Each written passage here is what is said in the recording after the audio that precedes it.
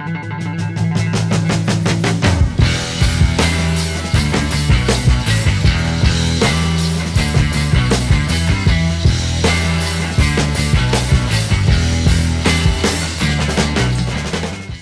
again to another video. For those who've been following my content over the past few years, you know I made a move from China to Australia.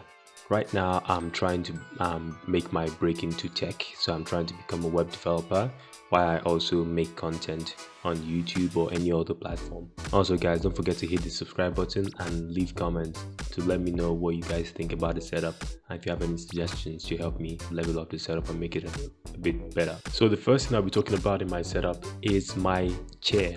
Oh, I love this chair. It's an ergonomic gaming chair. It's just I think it's one of the basic Razer chairs you can get. The only thing about this one I don't like is it doesn't have lumbar support on the back, but it doesn't really affect like my posture when I sit down. I can sit down for hours, and when I mean hours, I can sit down for like 5-6 hours straight and I don't feel fatigued. So this chair has to be one of the best chairs I've ever invested in. If you're looking forward to getting like a budget chair, I wouldn't say it's cheap necessarily, but I would say it's one of the cheaper chairs you can get, because gaming chairs can be quite expensive. It has 2D armrests on both sides that can swivel left and right. You can also adjust the height of the armrest. This comes in handy when I'm playing video games, because I have my hands like sort of stretched out for quite a while, so it kind of helps me to not feel fatigued when I have my arms stretched out on my keyboard and mouse while I play video games or just do work related tasks in general. Also, it has this lever on the right hand side that you can pull in order to go into like a lying position. So whenever I've sat at my desk for a long time and I feel like I just want to get some shut eye and just rest for a while, I can just pull the lever and go into like it's not like a full-on lying position, but it's pretty close to that, so I can feel like I'm lying down. I can just get some rest for a while and then get back to what I was doing. I also have these AirPods, third generation AirPods. I use them sometimes when I'm tired of using my gaming headsets. I'll talk about them in a bit. So whenever I feel like I've had it on for a while and I start to get like ear fatigue, I just use my AirPods to listen to stuff from my computer. So the gaming headset I'm currently using is the Razer Black Shark V2 Pro. It's quite a mouthful, but it's a pretty good headset. The microphone, to be honest, is not as good as I thought it would be, but what can I can't really complain since I'm like going on a budget. But it's still a very good headphone altogether. I'm just not sure if I didn't configure the microphone properly or the microphone is just that bad, but the sound coming from the headset is pretty good, but the microphone I can't say as much. Overall, it's a pretty sleek looking headphone. It feels quite premium, doesn't feel cheap in any way, so I'd say that's pretty good. And now for the keyboard, I'm currently using a Razer keyboard as well. It's just a basic Razer keyboard, to be honest, but we all know Razer makes pretty good products, so even if you're going for a baseline Razer product, you're gonna get pretty good quality. This one has media keys, which makes it convenient to when I'm watching YouTube and you want to like navigate the volume and stuff. Makes it really convenient to watch videos and not have to look for the volume buttons and stuff. And it has customizable features.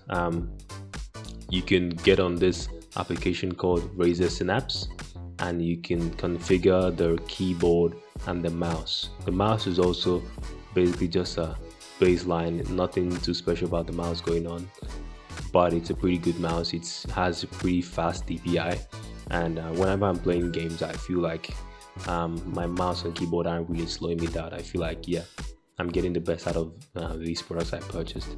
So this Razer Synapse helps you configure so many things like the color scheme of the keyboard and many more. I also have a Samsung T7 SSD, which I actually used to edit this video. I also use it to play some games. I edit from this SSD and I play video games and I never feel like it's slowing me down. Now we're going to talk about the two important things in my setup, which are the monitors. I'm rocking a dual monitor setup.